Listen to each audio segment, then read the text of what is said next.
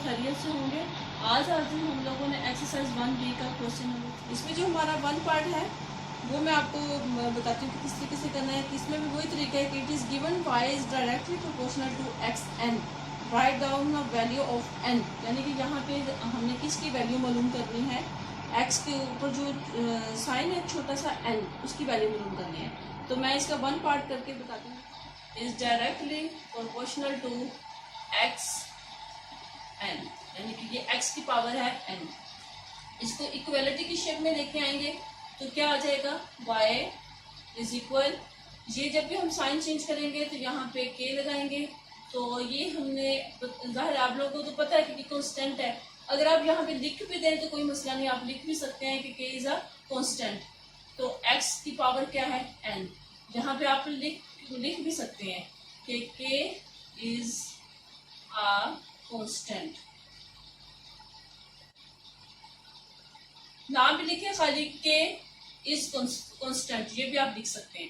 ठीक है, अब आगे नेक्स्ट जो है ये हमने यहाँ तक कर लिया, डायरेक्टली प्रोपोर्शनल कर लिया। अब इसको हमने आगे फर्स्ट जो फाइंड करना है वो किसकी वैल्यू फाइंड करनी है। यहाँ तक आपको पता चल गया कि k इज अ कांस्टेंट है, यानी कि कांस्टेंट वही है कि जिसकी कोई ना तो वेरिएबल होते हैं इसके साथ, ना कोई इसकी वैल्यू चेंज होती है, ये वैसे का वैसे रहता है, इसलिए हम इसको लिखते हैं कांस्टेंट है। तो अब यहाँ पे बाय m का square is the area of a square, यानी कि जो जब स्क्वायर की लेंथ या एरिया ऑफ मालूम करना हो तो हमेशा क्या फार्मूला यूज होता है वो मैं आपको बता देती हूँ, यहाँ बल्कि लिख भी देती हूँ कि यहाँ पे फार्मूला यूज हो रहा है। तो फार्मूला होता है area of the square, area of square is equal length of square. ये आपको फार्मूला याद होगा, आपने 6 में 7 में ये पढ़ते आए हैं, लेंथ ऑफ स्क्वायर, ये फार्मूला यूज होता है। ठीक है, तो ये इसमें भी ये स्क्वायर मालूम करने के लिए या लेंथ मालूम करने के लिए हमेशा ये फार्मूला यूज होगा, इसको आप अच्छी तरह ध्यान में रखें।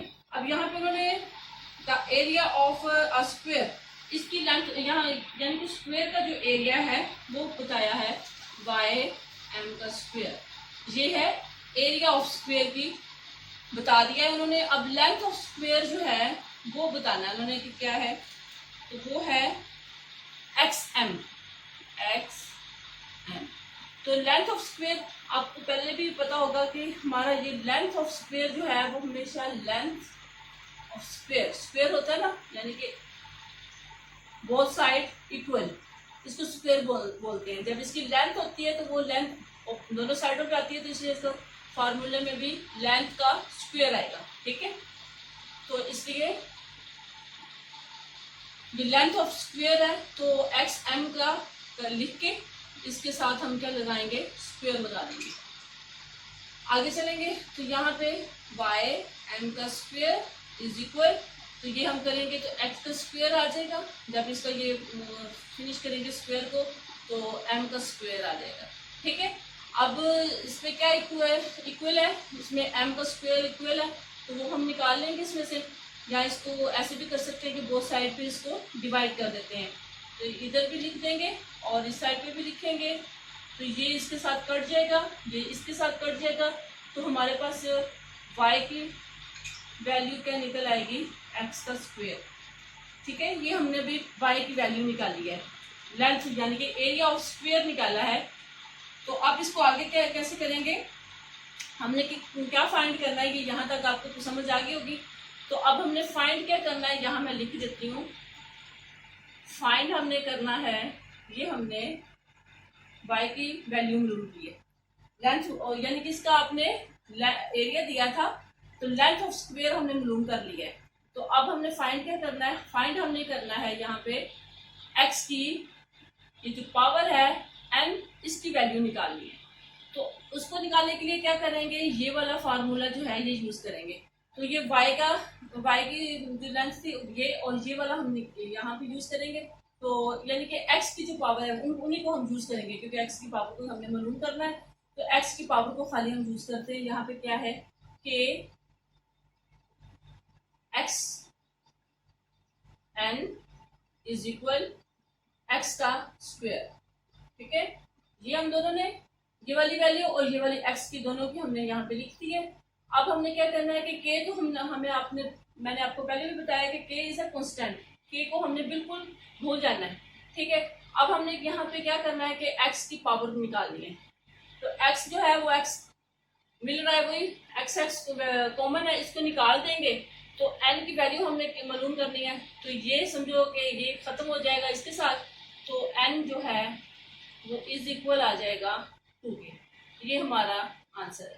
तो n की वैल्यू हमने निकाल दी है, यानी कि ये x जो है वो कॉमन है, x और x इनको कॉमन है, चाहे इसको निकाल दें चाहे इसको काट लें तो बाकी जो बच जाएगा n का वो 2, ये इसकी वैल्यू है।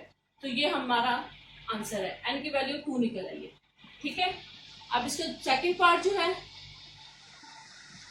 अब ये सेकंड पार्ट है। सेकंड पार्ट में भी हमने n की वैल्यू मालूम करनी है, लेकिन वहां पे स्क्वायर था, एरिया ऑफ स्क्वायर था, यहाँ पे इसका वॉल्यूम ऑफ क्यूब है और लेंथ है, तो वो मालूम करनी है। तो अब हम क्या लिखेंगे यहाँ पे, पहले वही डायरेक्टली प्रोपोर्शनल वही मालूम करेंगे। तो क्या था, y is directly proportional to x n। तो y is equal k x n। तो वही यहाँ पे भी वही आप लिख देंगे कि k जो है वो कांस्टेंट है, k इज कांस्टेंट। ठीक है, अब इसका सेकंड पार्ट में हमने क्या फाइंड करना है, हमने फिर n की वैल्यू मालूम करनी है। तो n की वैल्यू मालूम करने के लिए यहाँ पे जो उन्होंने कहा है the volume of a cube, यहाँ पे आएगा volume of cube is equal, ये भी फॉर्मूला है, फॉर्मूला यूज होगा इसमें भी। ठीक है, volume of cube is equal, तो क्या आएगा, ऑफ लेंथ, तो लेंथ ऑफ क्यूब आएगा, क्योंकि ये जाहिर है वॉल्यूम ऑफ क्यूब है तो लेंथ ऑफ क्यूब आएगा, क्यूब। तो क्यूब में हमेशा क्या आएगा, इसका आपको पता है कि लेंथ ऑफ क्यूब आएगा ये। अगर लेंथ ऑफ स्क्वायर हो तो ये लेंथ स्क्वायर आ जाता है, यहाँ पे 2 आएगा। अगर लेंथ ऑफ क्यूब हो तो लेंथ का क्यूब आ जाएगा, यानी कि 3 आ जाएगा। अब वॉल्यूम ऑफ क्यूब यहाँ पे क्या दिया है इन्होंने, वॉल्यूम दिया हुआ है y cm क्यूब। ठीक है, ये इसकी वैल्यू दी हुई है। आगे of a cubes of length x cm, तो अब इसका x cm क्या है, इसकी लेंथ ऑफ क्यूब है। तो अब लेंथ ऑफ क्यूब होगा तो अब हम इसकी साइडों पे बोथ ले लेंगे क्यूब। ठीक है, क्यूब आ जाएगा। तो अब इसको कैसे करेंगे कि ये वैसे का वैसे आ जाएगा, y cm cube is equal, तो ये भी x का क्यूब आ जाएगा, cm का क्यूब आ जाएगा। ओके, अब यहाँ पे इक्वल क्या है, cm3 है, cm3, तो ये दोनों साइडों पे डिवाइड करेंगे इसको, यानी कि इसको खत्म करेंगे।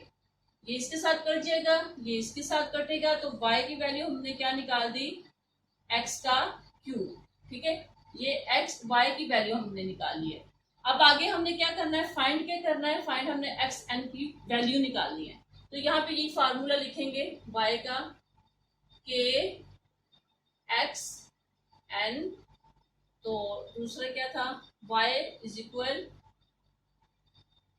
x3, यानी कि ये दोनों y की है। तो अब हम क्या करेंगे, अब हम सिर्फ ये लिखेंगे k x n is equal, फिर x की वैल्यू 3 है। ठीक है, तो ये आपको वही मैंने जैसे पहले बताया कि ये दोनों कट जाएंगे तो क्या हमारे पास वैल्यू निकल आएगी, n की वैल्यू निकल आएगी 3। तो ये हमारा आंसर है। ठीक है, यहाँ तक समझ आ गई आप लोगों को, कोई इतना मुश्किल नहीं है। स्क्वायर हो तो स्क्वायर मालूम करना है, और अगर लेंथ हो तो यानी कि क्यूब्स हो तो हमने 3 लगा के क्यूब्स का तो वो निकालना है। तो इतना कोई मुश्किल नहीं है, आसान सा सवाल है। आगे क्वेश्चन नंबर 4 पे आते हैं, वो हम करते हैं। क्वेश्चन नंबर 4 पे हम आ गए हैं। क्वेश्चन नंबर 4 है, यहाँ पे जो उन्होंने लिखा हुआ है, for each the following equation state the two variables which are directly proportional to each other and explain your answer. यानी कि यहाँ पे हमने बताना है, बल्कि एक्सप्लेन भी करना है अपने क्वेश्चन को कि ये दो कौन से वेरिएबल हैं जो एक दूसरे के साथ डायरेक्टली प्रोपोर्शनल होते हैं और वो किस तरीके से होते हैं, बल्कि उसको हल भी करेंगे, फिर उसको एक्सप्लेन भी करेंगे। तो पहला इसका ए पार्ट है, वो मैं करके इसमें अब ए पार्ट है, यहाँ पे ए पार्ट ले लेते हैं। ए पार्ट की वैल्यू लिखी हुई है y is equal for X का square, y is equal for X का स्क्वायर। ये आपको मैंने पहले भी बताया कि ये जो यहाँ पे होता है, यानी कि k आ जाए, 4 आ जाए या कुछ भी आ जाए, यहाँ पे ये हमारा कांस्टेंट होता है, ये बिल्कुल चेंज नहीं होता, ये वैसे का वैसे ही रहता है। तो अब हमने ये देखना है, इसमें देखना है कि आगे ये करके देखते हैं कि किस तरीके से ये हम इसको करेंगे। तो इसकी ये देखना है कि ये y जो है वो इस डायरेक्टली प्रोपोर्शनल होता है एक्स स्क्वायर का या नहीं। तो इसको हमें बिल्कुल नहीं कुछ करना, टच भी नहीं करना, ये बस वैसे का वैसे हमारे साथ चलता जाएगा। तो क्या करेंगे, y वैसे आ जाएगा, तो ये 4 है, 4x का स्क्वायर दोबारा लिख देते हैं।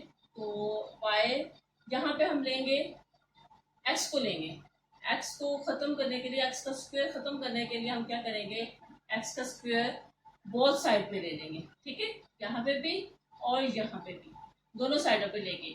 तो ये आपस में कट जाएगा और ये वैसे ऐसे का वैसे आ जाएगा। तो y का ऐसे और ये 4 आ जाएगा। y जो है वो x के स्क्वायर का इस डायरेक्टली प्रोपोर्शनल है। क्यों? क्योंकि ये हमारा जो कांस्टेंट है 4 जो है, इसके ये बिल्कुल इक्वल आया है। ऐसा वेरिएबल जो कांस्टेंट के बिल्कुल इक्वल आ जाए वो डायरेक्टली प्रोपोर्शनल होता है। ठीक है, यहाँ तक समझ आ गई है कि वो वेरिएबल चाहे वो x हो, y हो, z हो, कोई भी वेरिएबल हो, वो कांस्टेंट के बिल्कुल इज इक्वल आ जाए तो वो हमारा डायरेक्टली प्रोपोर्शनल होता है। तो अब इसको हम क्या लिखेंगे कि y is directly proportional to x square, या फिर आप इसको ये कर सकते हैं कि y and x square are directly proportional.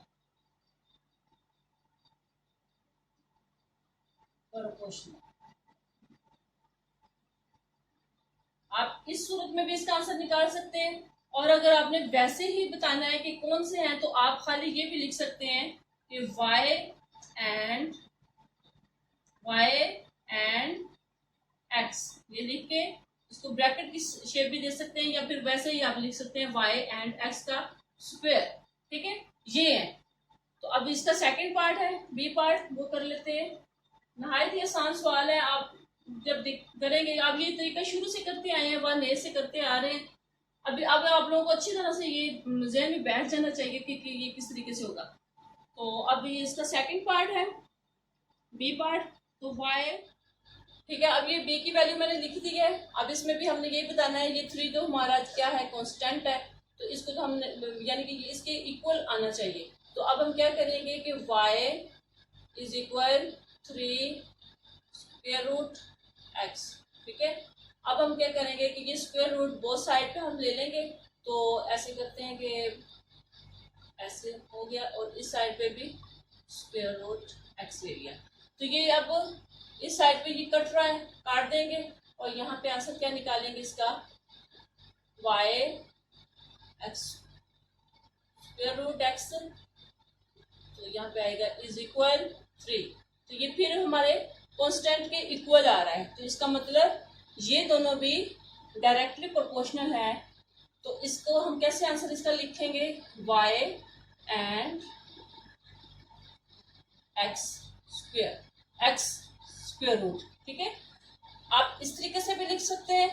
अगर आपने दूसरा तरीका लिखना है इसी तरीके से, तो आप ऐसे करो, y and x square root are directly proportional.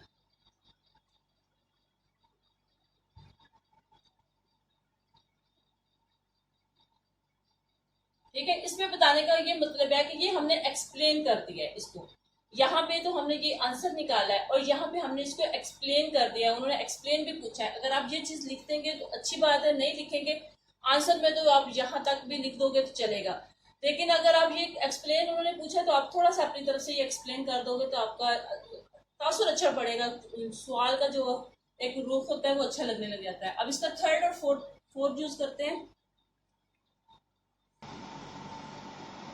Okay, अब ये थर्ड लिखा है और ये मैंने फोर्थ साथ लिख दिया है क्योंकि ये छोटे छोटे हैं इसलिए मैंने दोनों इकट्ठे लिख दिए हैं। लेकिन आपको पहले थर्ड करवाती हूँ। थर्ड में आपने वही जैसे पहले आप लोगों को अब यहाँ समझ आ जानी चाहिए कि ये 5 हमारा कॉन्स्टेंट है, इसको हमने बिल्कुल नहीं, यानी कि कुछ भी नहीं करना, इसकी वेरिएबल चेंज नहीं होनी। बाकी y का स्क्वायर और ले लिया इज इक्वल 5 आ जाएगा, तो ये x का क्यूब है, तो या ज़ाहिर x का क्यूब ख़त्म करने के लिए हम क्या करेंगे, यहाँ पे भी x का क्यूब ले लेंगे, यहाँ पे भी x का क्यूब ले लेंगे, तो ये इसके साथ फिनिश हो जाएगी। तो ये हमारे पास वैल्यू क्या आ जाएगी, y का स्क्वायर बाय x का क्यूब इज इक्वल है 5k। यानी कि हम यहाँ पे हम वही चीज़ निकल है कि ये चीज़ जो है ये इक्वल है 5k, तो ये भी डायरेक्टली प्रोपोर्शनल है। तो आंसर क्या आएगा, y square and x cube. यहाँ पे इसका ये आंसर आता है, लेकिन अगर आप एक्सप्लेन करेंगे तो ये लिखेंगे y square and x cube are directly proportional. ये हमारी एक्सप्लेनेशन है, ठीक है। अब ये फोर डी वाली साइड पी का क्यूब्स है और क्यूब का स्क्वायर है। यहाँ पे हमारे पास कोई कांस्टेंट नहीं है, यहाँ पे सिर्फ ये दो वेरिएबल्स हैं। वेरिएबल्स वही होते हैं जो अपनी वैल्यू चेंज कर लेते हैं, लेकिन कांस्टेंट वो होते हैं जो अपनी वैल्यू चेंज नहीं कर रहे, वो हमारे पास यहाँ पे कोई भी नहीं है। तो यहाँ पे क्या, क्योंकि इनकी ये स्क्वायर जो है वो भी चेंज होता रहता है, पी की वैल्यू 3 है, ये भी चेंज होती रहती है, तो इसलिए हम इसको वेरिएबल्स के बोलते हैं। तो अब ये पी का 3 है इज इक्वल, जहाँ पे कुछ भी नहीं होता वहां पे A1 होता है, ठीक है। ये तो आप लोगों को पता होगा, यहाँ पे कुछ नहीं हो तो वहां पे हम 1 को तस्वीर करते हैं, लेकिन यहाँ पे लिखेंगे नहीं, ठीक है। यहाँ पे क्यू स्क्वायर आ जाएगा। अब ये क्यू स्क्वायर, ठीक है। अब पी का क्यूब और क्यू का स्क्वायर ले लिया और इसी साइड पे हमने भी इस साइड पे भी ऐसे ही करना है, क्यू का स्क्वायर और बाय क्यू का स्क्वायर। तो ये इस साइड पे फिनिश हो जाएगा, तो ये पे क्या आ जाएगा, यहाँ पे ज़ाहिर 1 आएगा, तो p का क्यूब इज q का स्क्वायर इज इक्वल 1। ये हमारा कांस्टेंट है, यानी कि ये इसके इक्वल आ गया है, 1 के इक्वल आ गया है, तो ये भी डायरेक्टली प्रोपोर्शनल है। तो हम क्या लिखेंगे, इसका आंसर क्या लिखेंगे, p का 3 एंड q का स्क्वायर, आगे वही एक्सप्लेनेशन। अगर आप देना चाहते हैं यहाँ पे जगह नहीं है, आपने लिखना चाहते हो तो आप लिख दें कि P3 एंड Q का स्क्वायर इज डायरेक्टली प्रोपोर्शनल, ठीक है। यहाँ तक समझ आ गई है। तो क्योंकि ये भी इस इक्वल आ गया है 1 के, तो ये भी डायरेक्टली प्रोपोर्शनल है। हमने एक्सप्लेन भी कर दिया है, हमने साथ सॉल्व भी किया है इस क्वेश्चन को, इन क्वेश्चंस को सॉल्व भी करके देखा है, तो आंसर भी निकाला है। आंसर निकालने के बाद हमने इसकी एक्सप्लेनेशन भी कर दी है। तो इसलिए अब यहाँ पे ये क्वेश्चन ख़त्म होता है, तीसरा और चौथा आज मैंने करवाया है। तो उम्मीद है आप लोगों को अच्छे तरीके से समझ आई होगी। अगर कोई छोटा सा कोई भी कहीं से भी कोई प्रॉब्लम नज़र आता है तो या आपको नहीं समझ आती तो आप मुझसे डायरेक्टली कमेंट्स करके आप मुझसे पूछ सकते हैं, तो इंशाल्लाह आप लोगों को जवाब देंगे। तो अगर कोई ऐसा क्वेश्चन है जो आप लोगों को नहीं समझ आया, उसको दोबारा आप समझना चाहते हैं, तो वो भी हम लोग का इंशाल्लाह आप लोगों के लिए वो भी करेंगे। तो अब इजाज़त चाहते हैं नेक्स्ट वीडियो के लिए। अल्लाह हाफिज़, तब तक इजाज़त दीजिए।